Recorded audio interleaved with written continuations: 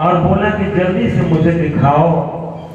और जब दिखाया, अश्वत्थामा ने उस बेचारी को खोल करके उस बक्से को, संदूक को खोल के दिखाया तो बहुत दुखी हुआ। बोला, अरे अश्वत्थामा, तूने तो हमारे कुल का समूल नाश कर दिया है।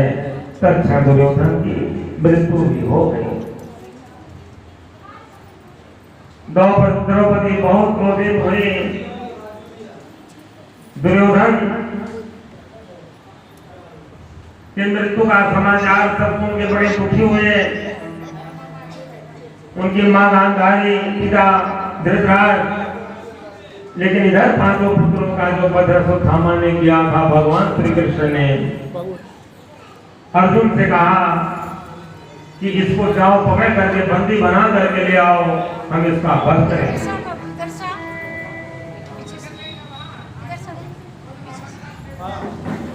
भगवान श्री कृष्ण ने अर्जुन को आदेश दिया कि ये बाल अपराध किया है, इसको वध कर दो, दंड दे दो। लेकिन द्रौपदी ने कहा कि कुछ भी हो जाए, लेकिन ये गुरुपुत्र हैं, इन्हें छोड़ दिया जाए। ये ब्राह्मण के सिर से जो तेज है वो निकाल दिया जाए तो उसमें तेज हो जाता है। जो मरी थी उसी को उन्होंने छीन लिया। भगवान श्री कृष्ण महाभारत युद्ध को समाप्त करके अब अपनी द्वारिका की ओर जाने की तैयारी कर रहे थे। उसी समय में सोचा कि चले भीष्म पितामह जो कि सैया पर लेटे हुए हैं, जब सूर्य उत्तरायण होगा, उनको भी इच्छा मृत्यु का वरदान था। सूर्य जब उत्तरायण होगा तब उनकी मृत्यु होगी। युधिष्ठिर सहित पांचों पांडवों को लेकर के पहुंचते हैं। युधिष्ठिर को भीष्म पितामह ने बहुत से ज्ञान और बहुत से उपदेश, राजधर्म का पाठ पढ़ाया। कृष्ण को देख करके भीष्म रोने लगे। बोले, आप तो अधर्मियों का साथ देते थे। बोले, कुछ भी कह लीजिए, लेकिन मैं जितनी बाण अर्जुन पर मारता था उस पर यही कहता था, जयति पांडुपुत्राण, माने पांडवों की जय है। वहां से जब भगवान श्री कृष्ण चलने लगे तो भीष्म ने कहा, भीष्म से कहा कि आपकी अंतिम इच्छा क्या है? बोले, अंतिम इच्छा बस इतना ही है, इतना तो करना स्वामी, जब प्राण तन से निकले। इतना तो करना स्वामी, जब प्राण तन से निकले। गोविंद नाम ले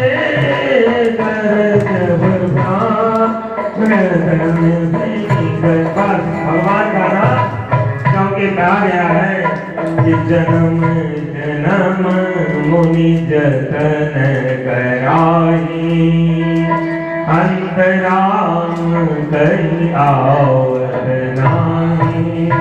बड़े बड़े योगी मुनि तपस्या करते रह जाते हैं, लेकिन अंत में भगवान का नाम नहीं आता है। तो आप कृपा करके मुझे इतना ही आशीर्वाद दीजिए कि जब मेरी मृत्यु शीतम संकट हो जाए तो मेरा मुझ से एक शब्द तो अवश्य निकले, गोविंद गोपाल। भगवान तथा चुका करके वापस आए। द्वारिका जाने की तैयारी कर रहे थे, तभी अभिमन्यु की पत्नी उत्तरा अपना गर्भ पकड़े हुए बड़े तेज से आई और बोली कि महाराज, मेरा पेट बहुत जोर से जल रहा है और अश्वत्थामा ने ब्रह्मास्त्र चला दिया है। वो तो समूल नाश करना चाहता था पांडवों का। भगवान श्री कृष्ण एक हाथ में चक्र, एक हाथ में गदा लेकर के और उस गर्भ की रक्षा किया। उसका कोई प्रभाव उसके ब्रह्मास्त्र का नहीं पड़ा। उसी उत्तरा के गर्भ से समय आने पर महाराज परीक्षित का जन्म हुआ। भगवान श्री कृष्ण अपने धाम को जाने, द्वारिका को जाने लगे। अर्जुन भी साथ में हो लिए। उसी समय में उनकी बुआ जो कुंती थी वो सामने आके खड़ी हो गई, रोने लगी। भगवान ने कहा बुआ अब क्या चाहिए, जो मांगना हो मांग लो।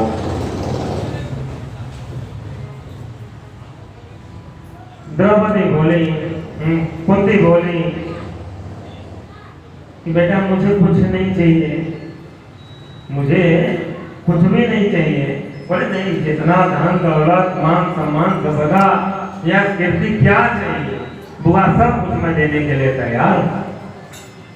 तो उन्होंने कहा कि अगर मुझे देना है तो प्रतिज्ञा करो कि दूंगा, तब मैं मांगूंगा। बोले क्या, जो मांगना हो मांग लो, मैं दूंगा।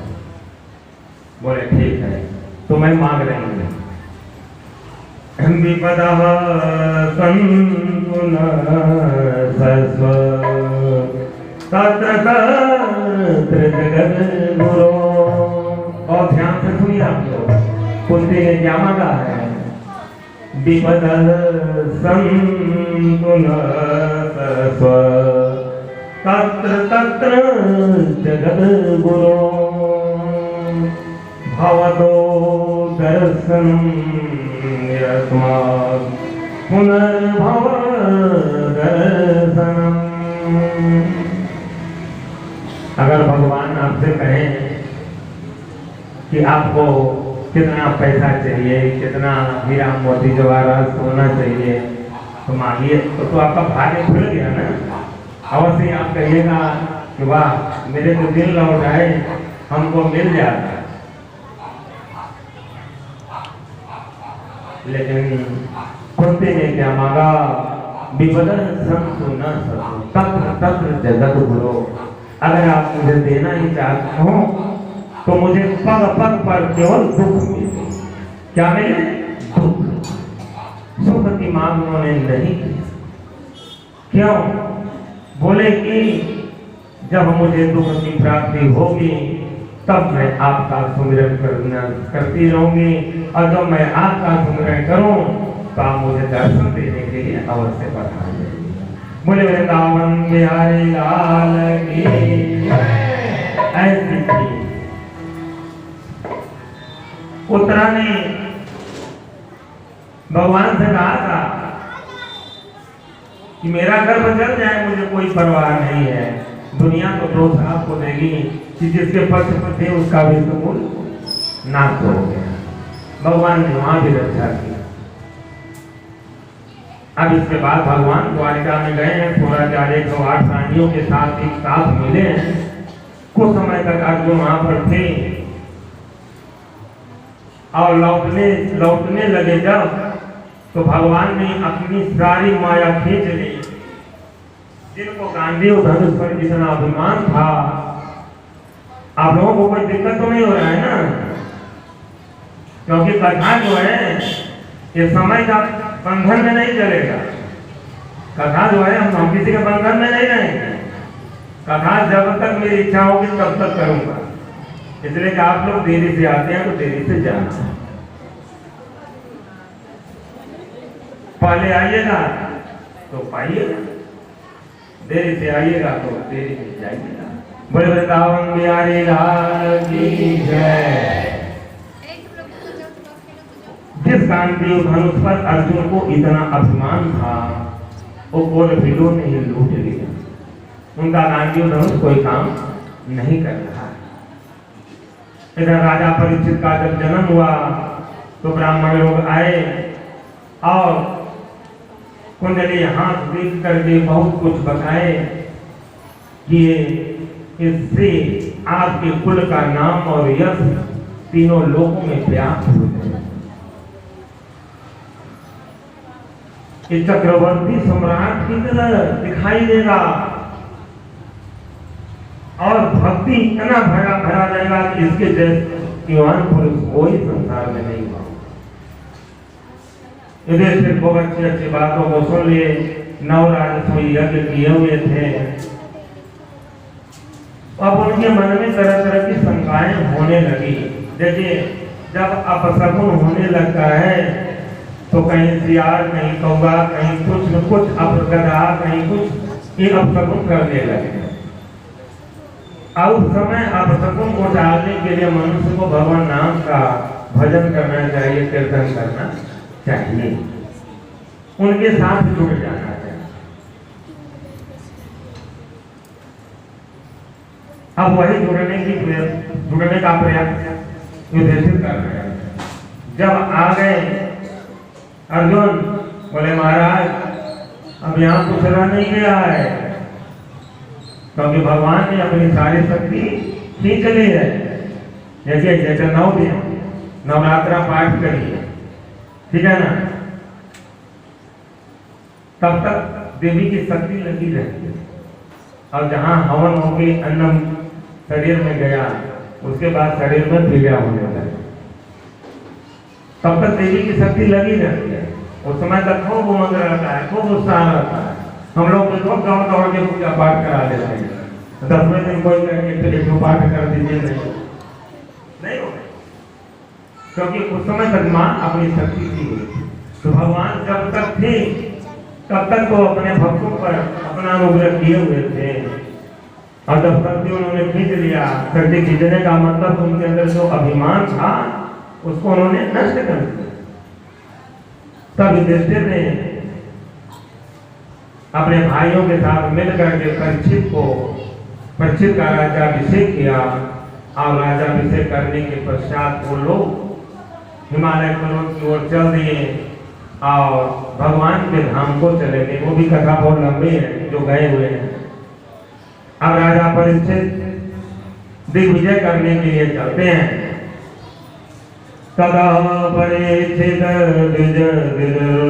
जया मही महाभागवत यथा सोत्याम विजात गोविदा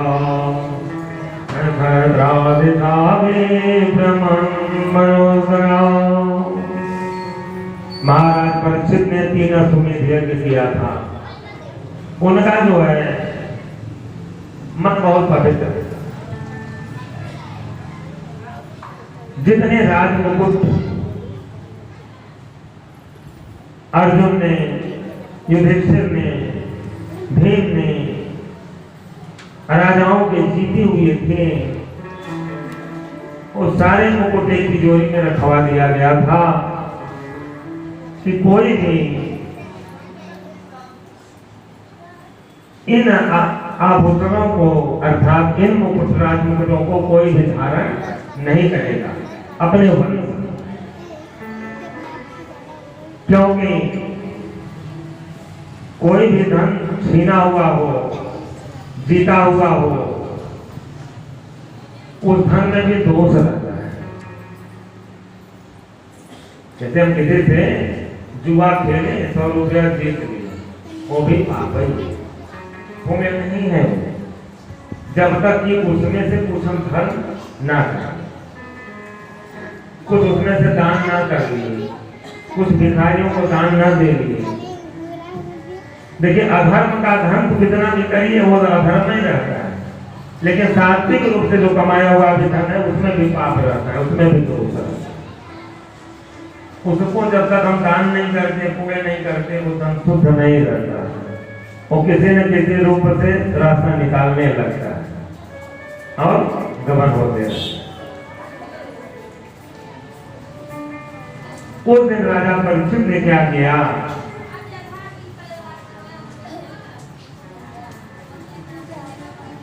कि अपने मन में उन्होंने सोचा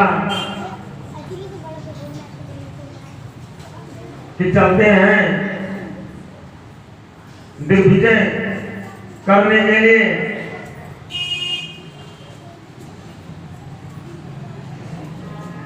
पिटारियां मंगवाई नहीं। जरासंध का जो मुकुट था वो बहुत सुंदर था, उसी को उन्होंने धारण कर लिया। और जब धारण किया तो बोलते हैं चलो अब शिकार कर लेते।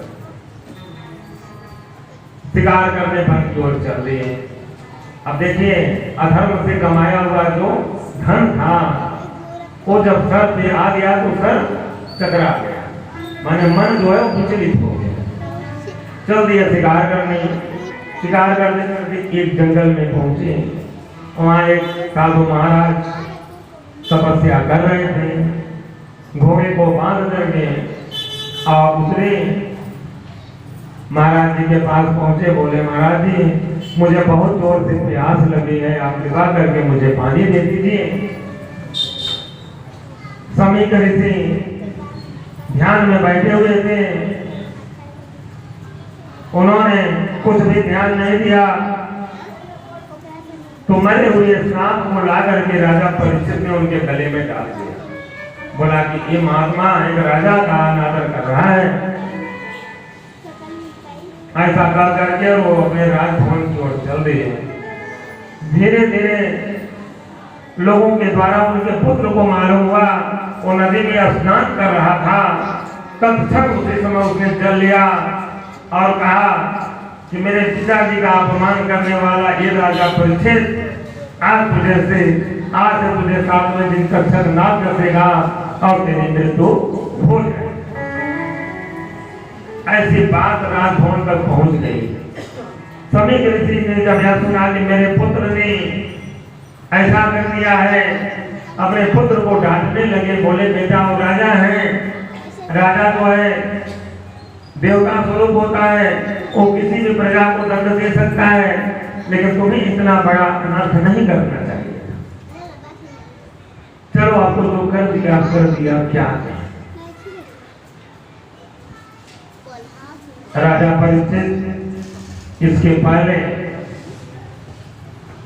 धर्म और पृथ्वी का जो संवाद था, कलयुग का दमन किया गांवों में। और ये सोना कैसे आया, कली प्रवेश कैसे किया। पृथ्वी जो है वो गाय के रूप में थी और धर्म बैल के रूप में था। बैल का 3 पैर टूटा हुआ था, 1 पैर जो था उसी पर वो चल रहा था। दोनों गाय और बैल आपस में बात करके रो रहे थे और ये काला पुरुष उनको डंडा मार रहा था। राजा परीक्षित जब पहुंचे तो उन्होंने कहा, हे मूर्ख रुको, मैं तुम्हें अभी दंड देता हूँ, कि तुम्हें मार डालता हूँ। तलवार से वही निकाला मारने के लिए। उस पुरुष ने कहा कि महाराज मैं कलयुग हूँ, मैं एक युग हूँ, इसलिए आप मुझे न मारे, आप जो कहिए वो मैं करने के लिए तैयार हूँ। बोले तुम इस मेरे राज्य से निर्वासित हो जाओ। बोले महाराज जिस जगह कहिए आप मैं उस जगह चला जाऊंगा। बोले तो मैं 4 स्थान देता हूँ। बोले कौन कौन। बोले दूध, जहाँ दूध होता है, स्त्री संग, मद्यपान, जहाँ मदिरापान होता है वहां भी कलयुग का वास रहता है। हिंसा, जहाँ अनावश्यक हिंसा हो रही है वहां भी कलयुग प्रविष्ट रहता है। अब स्त्री संग, बोले ये तो 4 आप ऐसा स्थान दे दिए जो कोई काम का नहीं है, कोई एक अच्छा स्थान तो आप मुझे दे दीजिए। बोले जाइए आप सोने में भी आपका वास है। वही जरासंध का मुकुट जब राजा परीक्षित ने धारण किया तो उसमें कली का समावेश हो गया था। तो कलयुग में अधर्म से कमाया हुआ जो भी धन है वो घर में अगर आया तो ये मान के चलिए कि कलयुग का प्रभाव तो चल ही रहा है और कलयुग आ जाएगा और उस घर में कभी सुख शांति और नहीं हुई। महाराज परीक्षित जब अपने श्राप को सुनते हैं तो बहुत प्रसन्न हो जाते हैं। उन्होंने अपने मन में सोचा कि ओ इतना बड़ा अपराध तो मैं करके आया था। कब? जब उस मुकुट को उन्होंने निकाल के रखा तब उनके अंदर चेतना जागृत हुई। आज तो मुझसे बहुत बड़ा धर्म हो गया। मेरे दादा परदादा अर्जुन, भीम, नकुल, सहदेव, युधिष्ठिर का इतना बड़ा यश, कीर्ति, मान सम्मान था, उसको तो मैंने प्राय आज एक ऋषि के गले में सड़ा हुआ सांप डाल के नष्ट कर दिया। उनको चेतना कब हुई? जब उस मुकुट को निकाल के रखा। बोले वृंदावन बिहारी लाल की जय। अब राजा परीक्षित गंगा के किनारे चल देते हैं और अपनी इस मृत्यु को सुधारने के लिए कि कैसे मेरी मृत्यु सुधर जाए। परीक्षित जी लोगों से, ब्राह्मणों से, संतों से, महात्माओं से जानकारी जुटा रहे हैं। तो कोई कह रहा है कि अगर शिव पुराण आप सुनिएगा 1 महीना लगेगा, कोई कहता है कि 9 दुर्गा पाठ कराइएगा तो 9 दिन लगेगा, कोई कहता है महामृत्युंजय कराइएगा तो 11 दिन लगेगा।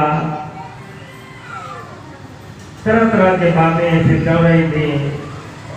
तब तक बहुत से महात्मा संत लोगों को जानकारी मिल गई कि राजा परीक्षित को श्रृंगी ऋषि का श्राप मिला है। सब लोग आकर के अपना अपना उपाय बताने लगे। उसी समय नंग बेगंग होते हुए सुखदेव जी महाराज उस सभा में प्रविष्ट हो जाते हैं। बोले सुखदेव जी भगवान की सब समझ गया कि ये जो पहुंचे हुए हैं यही इनका प्रश्न का निदान कर सकते हैं। हुआ यह कि राजा परीक्षित ने सुखदेव जी को ऊंचे आसन पे बैठाया और पहला ही प्रश्न क्या किया, अपने मन का किया। उनके मन का प्रश्न क्या था, पृच्छामि संसिद्धिं योगिनां परमं गुरुं पुरुषस्य यत् कार्यं म्रियमाणस्य सर्वदा। महाराज परीक्षित ने सुखदेव जी से पहला प्रश्न यही किया था कि मृत्यु के समय मनुष्य को क्या करना चाहिए। तब ये कथा हम कल आप लोगों को सुनाएंगे। कल वामन अवतार का भी प्रसंग चलेगा। कल वामन भगवान की सुंदर झांकी मिलेगी, दिखने को मिलेगी आप लोगों को। अब आरती होगी, उसके बाद प्रसाद। कल कोई इसका उत्तर कल आप लोगों को मिलेगा।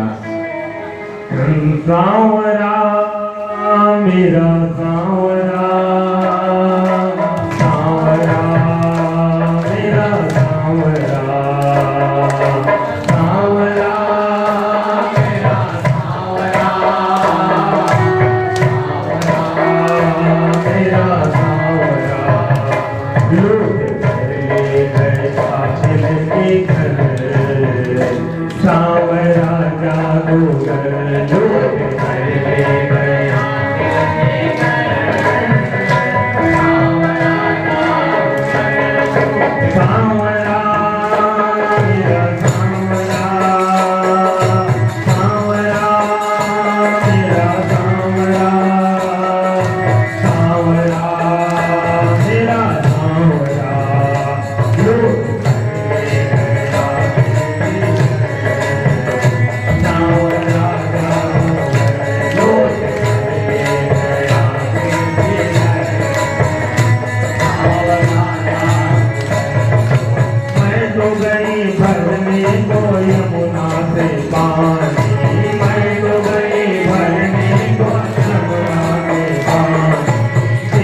कभी लग